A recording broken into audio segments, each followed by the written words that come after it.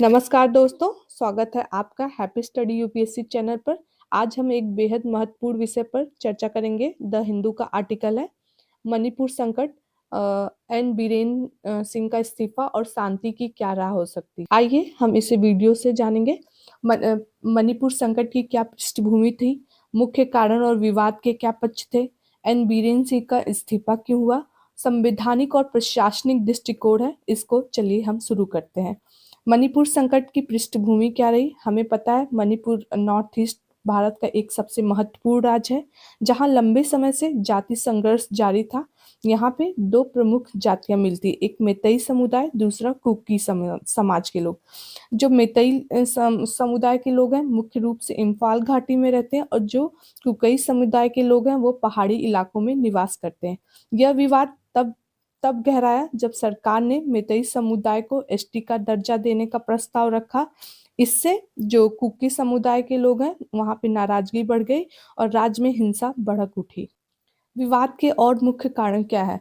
मुख्य कारण जो इस संकट को बढ़ाता है, मेतई समुदाय को एसटी दर्जा देना चाहते थे, जिससे अन्य आदिवासी समुदाय के लोगों को लग रहा था उनका जो विशेष अधिकार है वो खत्म हो रहा है। दूसरी बात, इसमें भूमि अधिकार का भी था।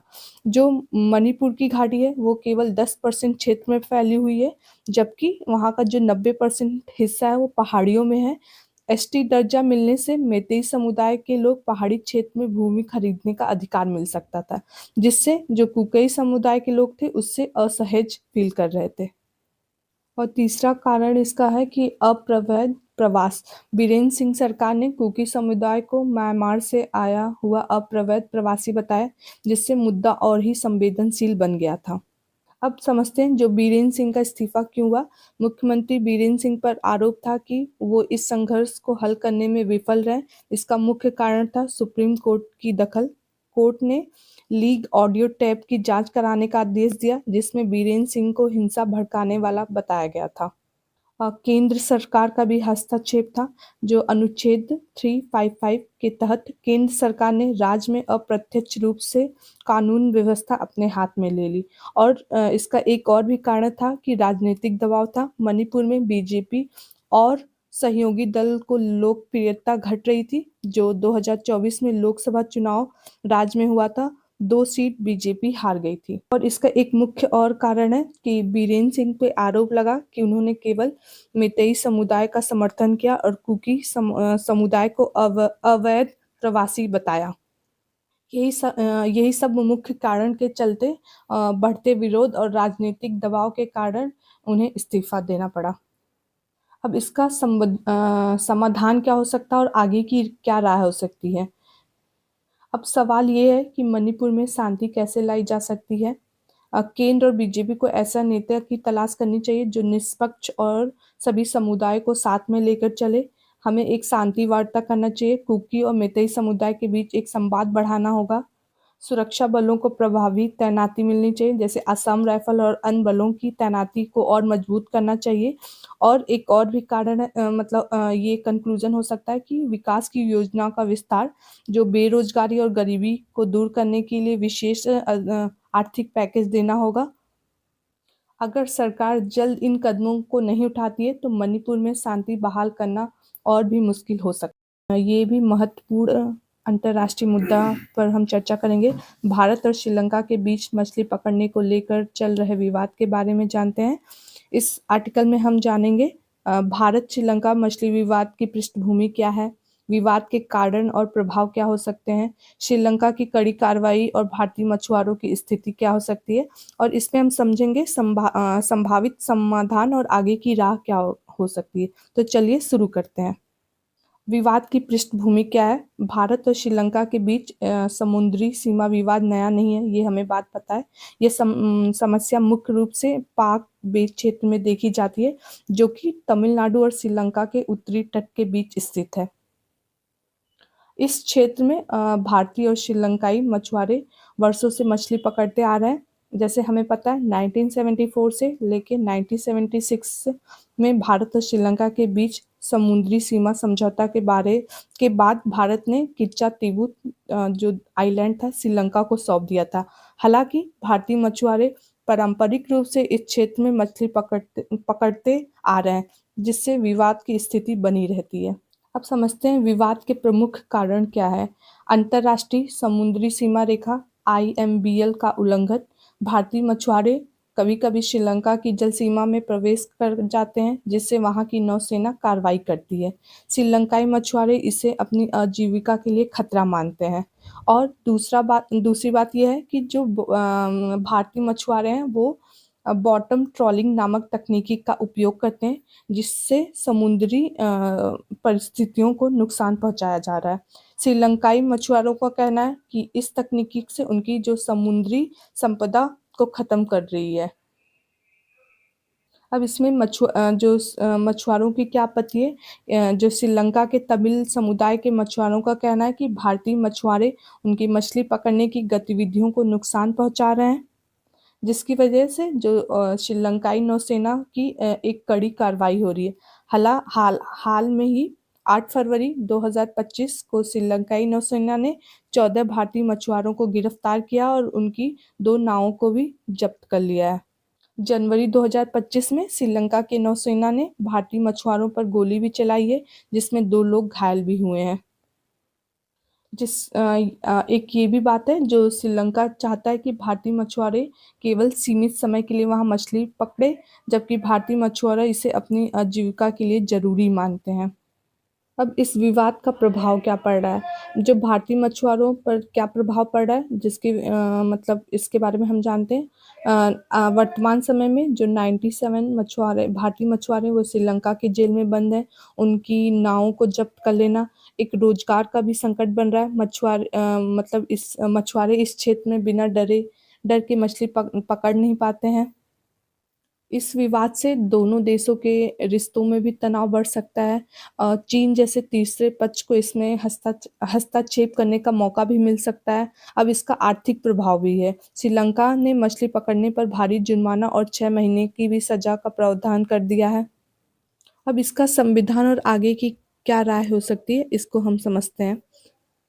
भारत और श्रीलंका के बीच जो संवाद को और बढ़ावा देना होगा।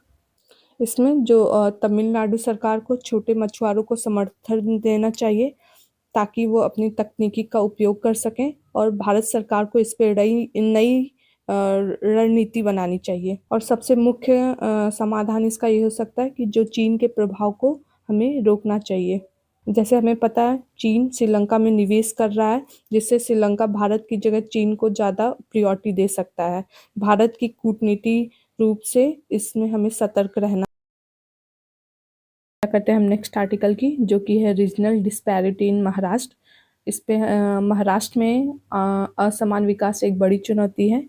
इस पे हम जानेंगे महाराष्ट्र का आर्थिक महत्व और विकास असमानता की क्या पृष्ठभूमि है, मुख्य कारण क्या हो सकता है, उसका भौगोलिक, आर्थिक और राजनीतिक और प्रशासनिक क्या है, फिर विकास असमान के क्या प्रभाव हो सकते हैं, और इसका समाधान और नीति सुझाव क्या हो सकता है।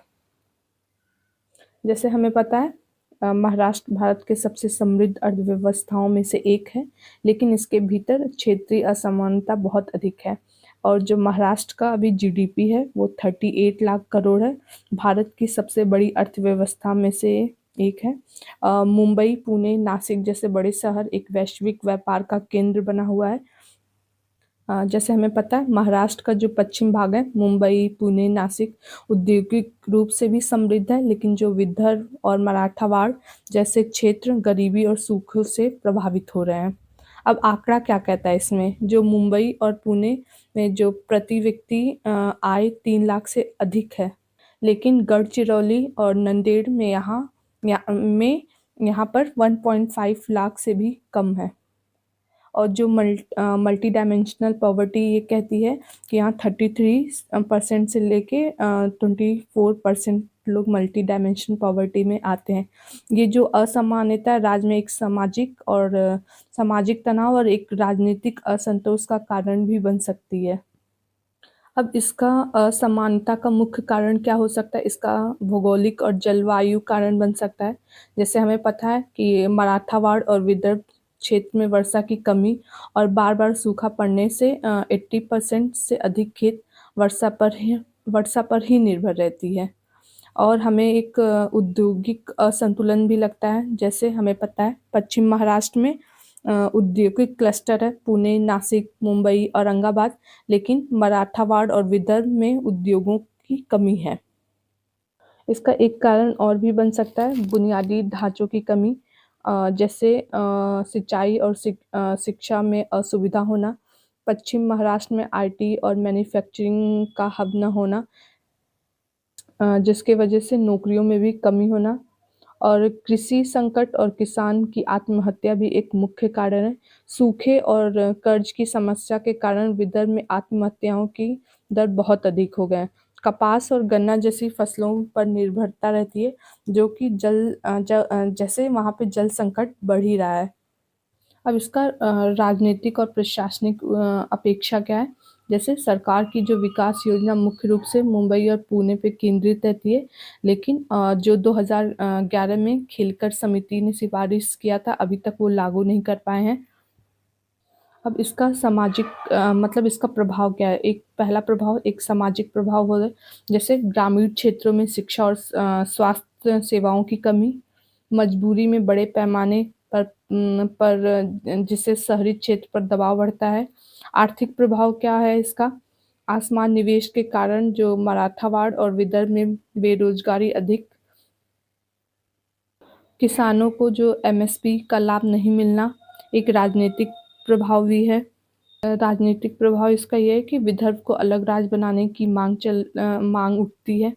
अगर ये असमानता बनी रही तो महाराष्ट्र की आर्थिक स्थिति में भी प्रभावित कर सकता है। अब इसका समाधान और नीति सुझाव क्या हो सकता है? पहला ये होना चाहिए कि हमें यहाँ पे इंडस्ट्री को बढ़ावा देना चाहिए। विदर्भ और मराठावाड़ में विशेष पैकेज को देना चाहिए। और हमें जो चौथा पॉइंट है, इसमें शिक्षा और स्वास्थ्य में भी निवेश करना पड़ेगा। जैसे ग्रामीण क्षेत्रों में नए मेडिकल और इंजीनियरिंग कॉलेज खोलने होंगे, और डिजिटल इंडिया मिशन के तहत ग्रामीण क्षेत्रों को इंटरनेट से हमें कनेक्टिविटी को बढ़ानी चाहिए, और वहाँ पे एक हमें प्रशासनिक सुधार भी लाना चाहिए। प्रशासनिक सुधार में ये हो सकता है, जैसे खेलकर समिट जो था उसकी सिफारिश को लागू करना चाहिए, और महाराष्ट्र में जो रीजनल डेवलपमेंट बोर्ड को पुनर्जीवित करना चाहिए।